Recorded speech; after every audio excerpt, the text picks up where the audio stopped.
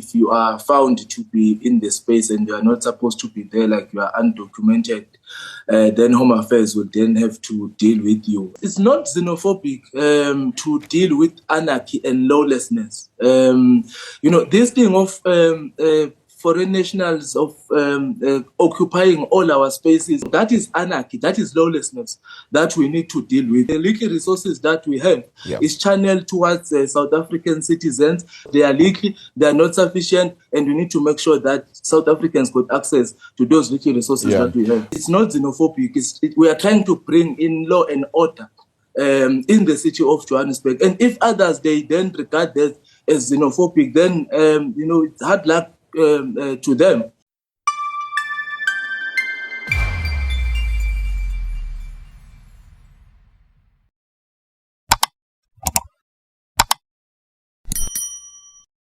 Hello everyone, welcome back to the channel. Johannesburg is drowning, not just in crime, corruption and failing infrastructure, but in a housing crisis spiraling completely out of control. Informal settlements are multiplying at lightning speed. Hijacked buildings are breeding crime syndicates, and illegal immigration has turned this city into a battleground for resources. MMC Mlungisi Mabaso is taking an aggressive stance, auditing settlements, dismantling shacks, and deporting undocumented foreigners. But is this law and order, or is it xenophobia like some critics claim?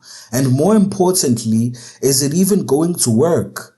Let's get into it. Valen, thank you so much for that. Now, Johannesburg is seeing a rise in informal settlements as more people move to the city in search of work as well as housing. Officials warn that the rapid growth is putting pressure on basic services, water, electricity, even sanitation. Housing MMC Mlungisi Mabaso says the city of Joburg will not allow illegal foreign nationals to build informal settlements. He has been leading a campaign to audit most of these settlements, and he joins us now for more of this conversation. Ndunga, thank you so much for joining us here on AM Report. Let's just talk about this audit, if you'll allow. Good morning to you. How exactly is it working? Are you going house to house? Are you just trying to assess whether there are foreign nationals, the number of people in those services that they're receiving, etc.? Please give us details around this audit. Thank you very much. Greetings to yourself and the viewers at home. Well, the audit and verification that we are conducting, we are doing it for the purposes of profiling and also to understand the people that are residing in the informal settlements, so that when we provide basic services, we know exactly who we are providing these services to. And part of the work that we are doing is that if you are found to be in the space and you are not supposed to be there, like you are undocumented, then Home Affairs will then have to deal with you. We work with Home Affairs, with social development and law enforcement agencies.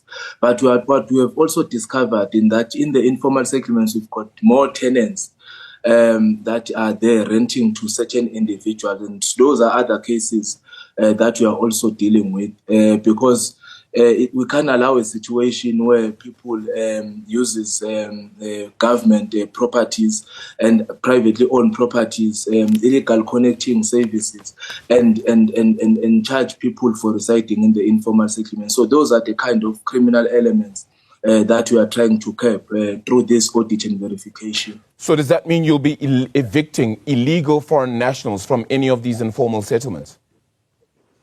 Well, it's not an eviction per se, because when you are found to be undocumented or when you are a foreign national that is not supposed to be there, Home Affairs will then take you, and in the process of that, then your belongings then must then be taken away, so that they are not left unattended in the space. So your shack will be dismantled, your belongings will be loaded, and they will be kept in the safe space.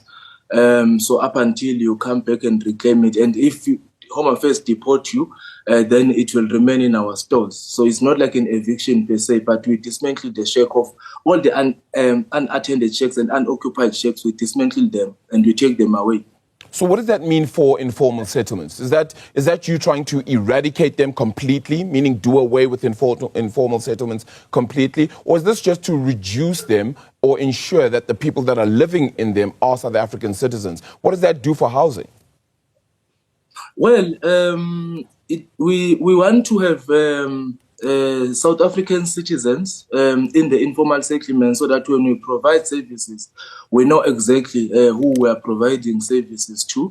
But second to that, we want to deal with criminal elements that occurs in the informal settlements.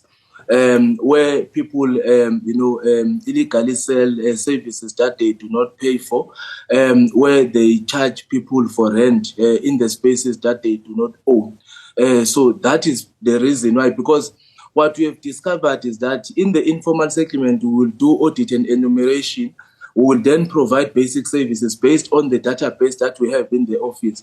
And a few months down the line, we will then receive correspondence from leaders in the informal settlement saying that the services that we have provided is no longer sufficient to cater for the residents in the informal settlements. And when we go back to do another audit, then we discover that there have been additional households that have been recorded in the informal settlements, and that is putting a strain on the limited resources that we have in the space. And that's why we decided to go in the informal settlements to conduct this audit and verification. And what we have discovered there is that we've got a lot of foreign nationals that are residing in the informal settlements, and we've got a lot of tenants that are paying rent to certain individuals. And that is exactly what we are trying to address with this audit and verification. MMC, does that not pose an even broader question?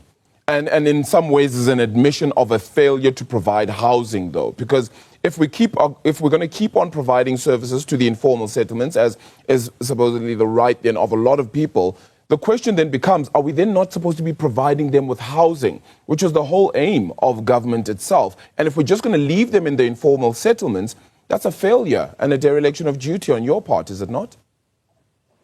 Yeah, well, I think what we also need to understand is that provision of housing is a moving target. So every day you've got new people registering, but we are not allocating houses every day because building a house and initiating a development, it's a process.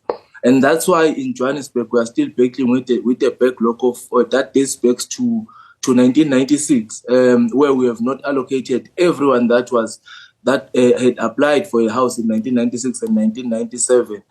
With the programs that we have introduced, like your Southern Farms, that will deliver 43,000 housing opportunities. There is another mega project that we are working on, which has a potential to deliver 83,000 housing opportunities. But those programs combined, they are not sufficient to address the housing backlog that we have, considering that Johannesburg receives almost 10,000 people every month, and those people, some of them, they find themselves residing in the informal settlement. So those are the challenges that we are battling with. And if you couple that with the resources that we receive from both the national and the provincial government, it's not really sufficient for us to accommodate everyone that is in need of houses in the city of Johannesburg. But over and above that, what we are dealing with the informal settlements is not just normal invasions. In some instances, people are illegally selling these stamps. These invasions are orchestrated, they are well organized somewhere, and that's why they are mushrooming very fast. And that's why they are even overstretching JMPD, so that they are unable to respond in some of the invasion as and when they occur. So it's a lot that we are dealing with when it comes to informal settlements. So you've got those that are genuinely looking for spaces to stay, but there are those that are taking advantage of the vulnerable system, and they know that it's not easy to evict them once they've settled because of the court judgment that have set a certain precedence in terms of evictions and demolition of the structures. Yeah. MMC, you've said previously that you will not sit back and allow illegal foreign nationals to build informal settlements in the city. Are you not worried that this approach may fuel xenophobia? Well, it's not xenophobic to deal with anarchy and lawlessness. This thing of foreign nationals of occupying all our spaces. One informal settlements that I went to demolish the structures, we find a Mozambican that is owning a very big yard there. He's a landlord with many tenants. I think it's something that we should not allow in our country, and they are utilizing our services, not paying for those services, but he's making money out of there. So that is anarchy, that is lawlessness that we need to deal with. Home Affairs, border management, SNDF must protect our borders so that there are no illegal immigrants in the country. And once they find themselves inside the country, then we will have to deal with them when we find them in our spaces. And it's not xenophobic. We are trying to bring in law and order in the city of Johannesburg. And if others, they then regard that as xenophobic, then, it's hard luck to them. But what we are trying to do in Johannesburg is to bring law and order and also make sure that the little resources that we have is channeled towards South African citizens. It addresses the issues of services in Johannesburg. It also addresses the issues of human settlements in Johannesburg. So we are going to make sure that we invest in the spaces so that we are able to change the living conditions of our residents. And we don't want any undocumented people that we cannot account for to have access to those services, because they are leaky, they are not sufficient, and we need to make sure that South Africans got access to those little resources that we have. When can we expect the outcomes of that audit to be completed and then shared with us, and hopefully you can come on and actually talk about them as well? Well, there are many informal settlements that we have targeted. Yes, we have started. We are still in Region F, and we'll be moving to other regions. Yesterday, I was in Region F again. Our focus was on Denver and Johannesburg, and we are going back there next week. And once we have completed all our informal settlements in Region F, we will then move to another region. So we've got 352 informal settlements that we are dealing with. So the program is going to take time, but we'll be patient with this process, because it's a necessary exercise that we'll need to conduct. And after we have completed all the work, we will then issue out a report and information to the residents of Johannesburg so that they understand the extent of the problem that we are dealing with. But over and above that, we've also went for a legal opinion for us to understand the nature of the charges when we open the cases against the illegal landlords that are operating in the space. And we are happy with the outcomes of that legal opinion, because they've given us a certain direction on how we should deal with the landlords in the informal settlement, so that we arrest them, because they are criminals that are robbing the residents in the city. So the city of Johannesburg is facing a tidal wave of informal settlements driven by poverty, unemployment, and a steady flow of migrants, both South African and foreign. According to MMC Mlungisi Mabaso, the city is done sitting back.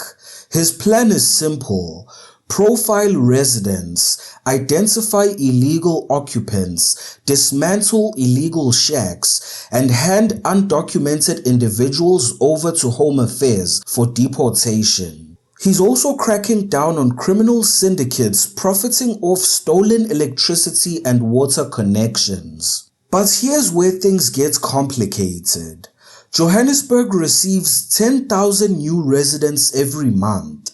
That's 10,000 people pouring into a city that already has a housing backlog dating back to 1996. The city simply doesn't have enough resources to build homes fast enough. Which means even if Mabaso tears down every illegal shack today, in a week or two, new ones will spring back up.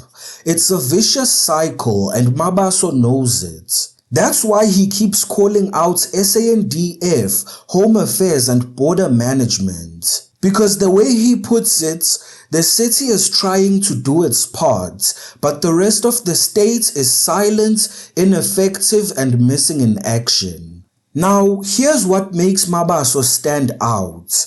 He doesn't mince his words. He's not scared of being called xenophobic. In his own words, it's not xenophobic to deal with anarchy and lawlessness. And for many South Africans, that's refreshing to hear. He's saying what millions are thinking. Our cities are under siege by criminal elements, corrupt landlords, and a porous border system. He's fighting for limited resources to be directed towards South African citizens first, and he's willing to take the heat for it. But let's be brutally honest here. Audits and demolitions won't solve this crisis long term. Unless national government steps in to secure the borders, streamline deportations, and address housing backlogs, this is just damage control.